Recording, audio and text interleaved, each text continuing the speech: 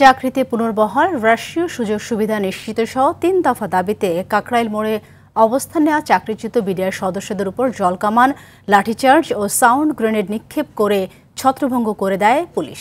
এর আগে সোমবার সকালে শাহবাগ মোড়ে অবস্থান নেন তারা। পরে দাবি মানা না হলে পদযাত্রা করেন প্রধান উপদেষ্টা বাসভবন যমুনার দিকে। পথে মৎস্য ভবনের সামনে পুলিশের বাধা অতিক্রম করে যমুনার দিকে যেতে চাইলে কাকরাইল মোড়ে আটকে দেয় পুলিশ। পরে সরে যেতে 10 মিনিট আলটিমেটাম দেওয়া হয়, না সরলে ধাওয়া দেয় প্রশাসন। পুলিশ জানায় শান্তিপূর্ণভাবে সরিয়ে দিতে চাইলে তারা না যাওয়াতে জলকামান ও সাউন্ড গ্রেনেড নিক্ষেপ করতে বাধ্য হন তারা। পরিস্থিতি এখন স্বাভাবিক রয়েছে। এদিকে বেশ কয়েকজন আহত হওয়ার দাবি করেন চাকরিচ্যুত বিডিআর সদস্যরা। বলেন, দাবি আদায় না হলে সড়ক ছাড়বেন না।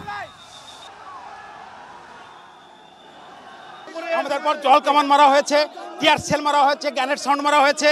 আমরা তো মরতে এসেছি, আমাদের তো মৃত্যু একবার হয়েছে, দরকারের জন্য বোধ আবার আমরা শহীদ হব, প্রয়োজন বোধ এখানে মরে যাব, কারণ আমাদের দেশে থাকার কোনো অস্তিত্ব নেই। বিনা উস্কানিতে তারা আমাদের উপর আক্রমণ করেছে।